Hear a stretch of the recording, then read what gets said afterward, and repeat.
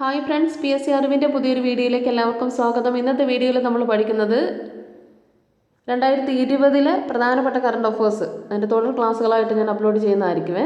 Subscribe ചെയ്യാത്തവരുണ്ടെങ്കിൽ subscribe ചെയ്യുക. അപ്പോൾ നമുക്ക് ജനുവരി 1 നോക്കാം. ജനുവരി 1 2020 ജനുവരി 1 എന്തൊക്കെ കാര്യങ്ങളാണ് കറണ്ട് അഫേഴ്സുമായിട്ട് ബന്ധപ്പെട്ടുള്ളത് നമുക്ക് നോക്കാം കേട്ടോ. ഒന്നാമത്തെ ക്വസ്റ്റ്യൻ, ഇന്ത്യയുടെ പുതിയ കരസേനാ മേധാവി. കരസേനാ ദിനം എന്നാണ് ഇന്ത്യയുടെ ദേശീയ കരസേനാ ദിനം എന്നാ അത് ജനുവരി 15 ജനുവരി 15 കരസേനാ ദിനം. ഇന്ത്യയുടെ പുതിയ കരസേനാ മേധാവിയാണ് ആര്? മനോജ് മുകുന്ദ് നരവാനെ. മനോജ് മുകുന്ദ് നരവാനെയാണ് ഇന്ത്യയുടെ പുതിയ കരസേനാ മേധാവി. ഇനി ഇവിടെ നോക്കിയേ, CRPFൻ്റെ പുതിയ ഡയറക്ടർ ജനറൽ ആരാ? CRPFൻ്റെ പുതിയ ഡയറക്ടർ ജനറൽ SS ദേശ്വാൾ ആണ്. ആരാണ്? SS ദേശ്വാൾ. CRPFൻ്റെ പുതിയ ഡയറക്ടർ ജനറലാണ് SS ദേശ്വാൾ. അടുത്ത question, 2019 India state of forest report അനുസരിച്ച് ഇന്ത്യയിലെ ഭൂവിസ്തൃതിയുടെ എത്ര ശതമാനമാണ് വനവിസ്തൃതി?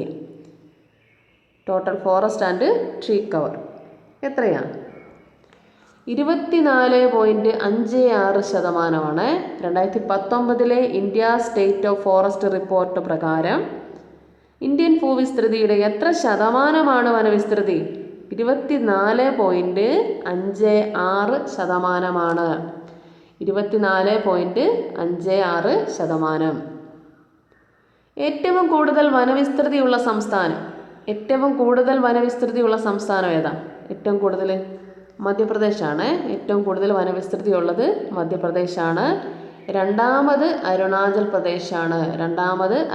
പ്രദേശ്. ശതമാനാടിസ്ഥാനത്തിൽ വനം കൂടുതൽ മിസോറാമിനാണ്.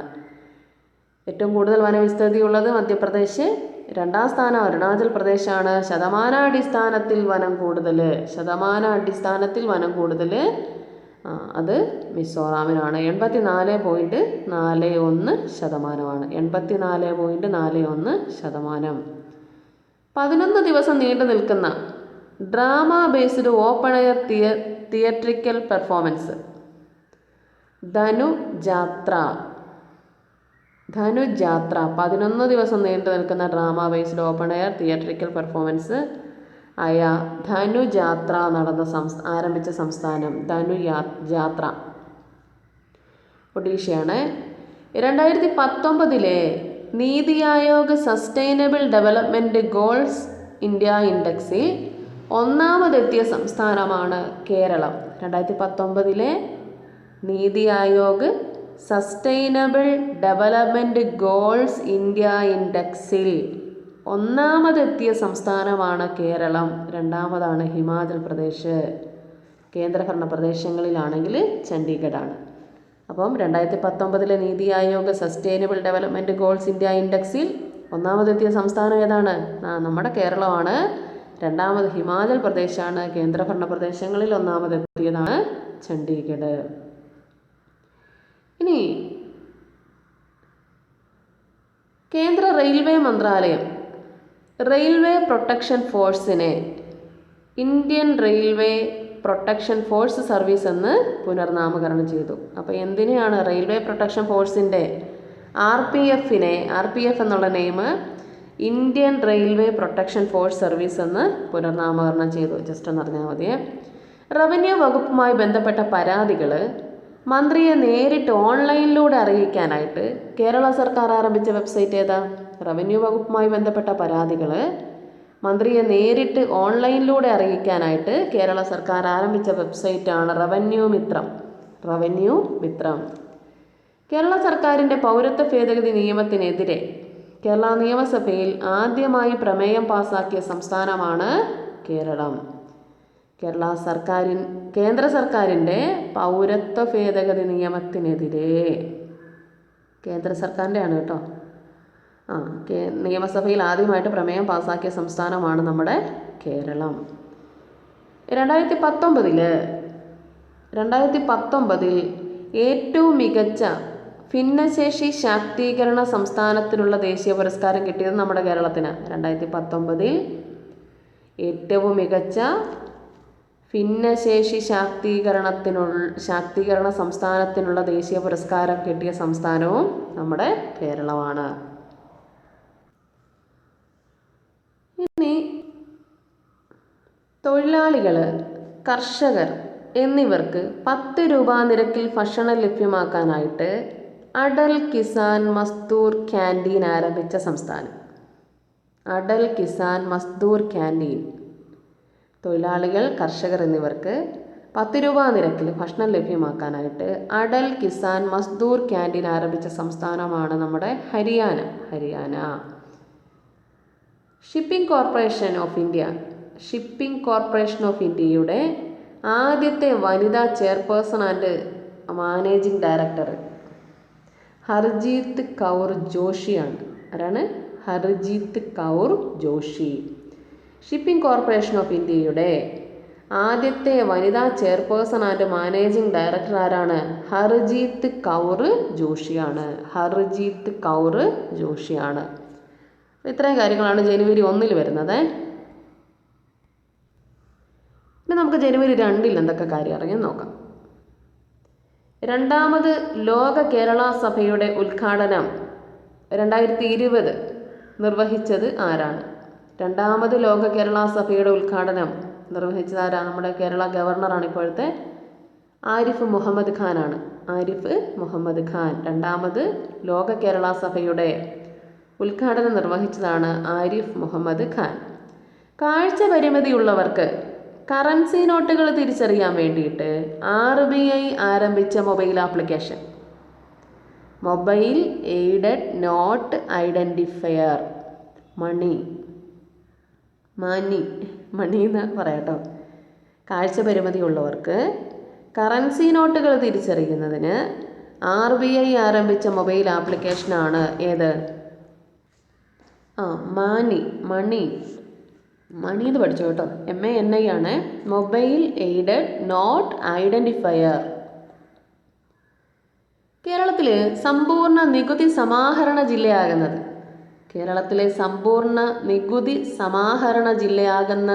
ഏതാ? എറണാകുളം. കേരളത്തിലെ സമ്പൂർണ്ണ നികുതി സമാഹരണ ജില്ലയാകുന്നത് എറണാകുളം. വായുവിൽ നിന്ന് നേരിട്ട് കുടിവെള്ളം ലഭ്യമാക്കാനായിട്ട് ഇന്ത്യൻ റെയിൽവേ ആരംഭിച്ച പദ്ധതി ഏതാ? മേഘദൂതാണ്.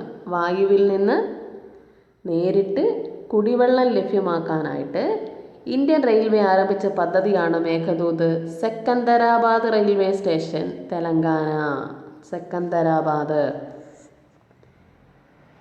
3ാമത് ഖേലോ ഇന്ത്യ യൂത്ത് ഗെയിംസിൻ്റെ 2020 വേദി.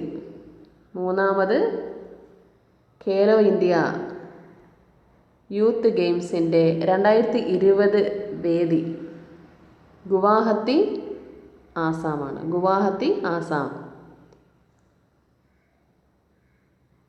സൈക്ലിങ്ങിനെ ഗെയിംസിൽ ആദ്യമായി ഉൾപ്പെടുത്താനായിട്ട് തീരുമാനിച്ചു. അപ്പം 3ാമത് ഖേലോ ഇന്ത്യ യൂത്ത് ഗെയിംസ് 2020 വേദി ഗുവാഹത്തി, ആസാമാണ്. പരിസ്ഥിതിയും ജൈവ വൈവിധ്യവും സംരക്ഷിക്കാനും വിദ്യാർത്ഥികളെ പ്രകൃതിയുടെ സംരക്ഷകരാക്കാൻ ലക്ഷ്യമിട്ട് ഹരിത കേരളം മിഷന്റെ നേതൃത്വത്തിൽ പത്തനംതിട്ടയിൽ ആരംഭിച്ച പദ്ധതിയാണ് തണൽ 2020. പരിസ്ഥിതിയും ജൈവവൈവിധ്യവും സംരക്ഷിക്കാനും വിദ്യാർത്ഥികളെ പ്രകൃതിയുടെ സംരക്ഷകരാക്കാനും ലക്ഷ്യമിട്ടിട്ട് ഹരിത കേരളം മിഷന്റെ നേതൃത്വത്തിൽ പത്തനംതിട്ടയിൽ ആരംഭിച്ച പദ്ധതിയാണ് തണൽ 2020. UK ആസ്ഥാനമായി പ്രവർത്തിക്കുന്ന centre for economics and business research CEBRന്റെ റിപ്പോർട്ട് അനുസരിച്ച് 2026 ജർമ്മനിയെ മറികടന്ന് ലോകത്തിലെ ഏറ്റവും വലിയ 4ാമത്തെ സാമ്പത്തിക ശക്തിയാകുന്ന രാജ്യമാണ് നമ്മുടെ ഇന്ത്യ.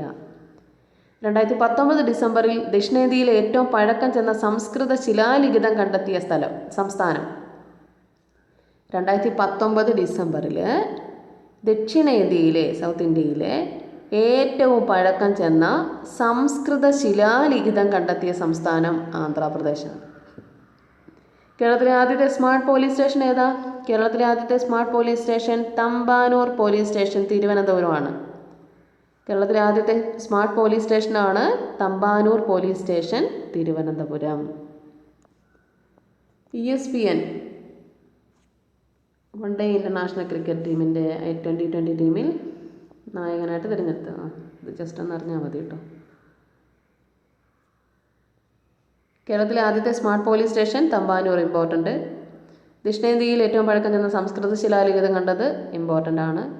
തണൽ 2020 ഇമ്പോർട്ടൻ്റ് ആണ്.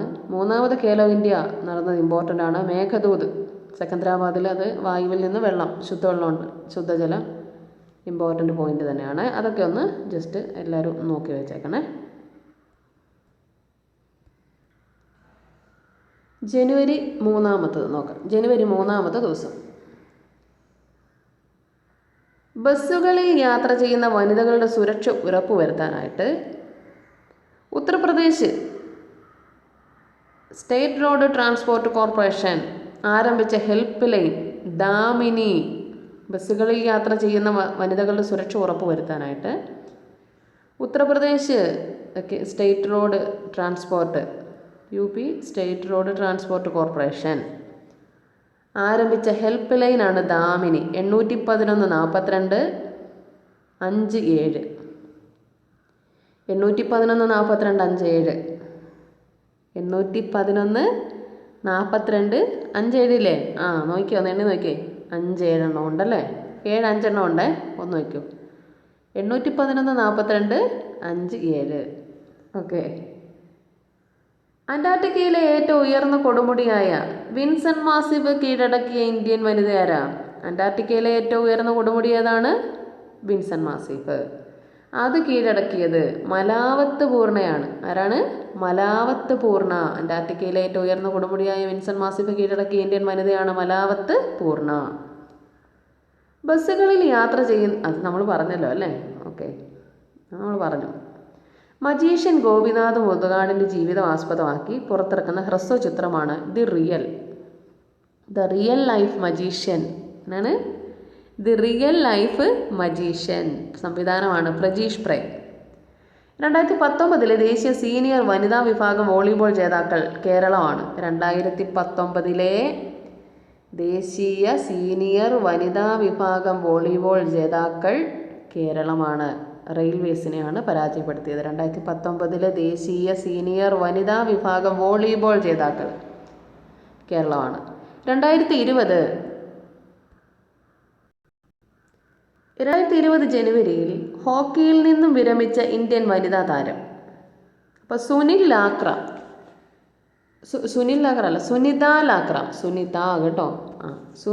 ലാക്ര ഏത് കായിക ഇനം? സുനിത ലാക്ര ഏത് കായിക ഇനവുമായി ബന്ധപ്പെട്ടെന്ന് PSC ചോദിക്കാം. അപ്പോൾ നിങ്ങൾ എഴുതിക്കോണം, ഹോക്കിയാണ്. 2020 ജനുവരിയിൽ ഹോക്കിയിൽ നിന്ന് വിരമിച്ച ഇന്ത്യൻ വനിതാ താരമാണ് സുനിത ലാക്രയാണ് കേട്ടോ. ഓക്കെ, ഇനി അടുത്ത ക്വസ്റ്റ്യൻ. റെയിൽവേയുടെ സേവനങ്ങൾ ലഭ്യമാക്കാനായിട്ട് നിലവിൽ വന്ന ഏകീകൃത നമ്പർ ഏതാ? റെയിൽവേയുടെ സേവനങ്ങൾ ലഭ്യമാക്കാനായിട്ട് നിലവിൽ വന്ന ഏകീകൃത നമ്പർ ഏതാ? 139 ആണ്. 139. ഇനി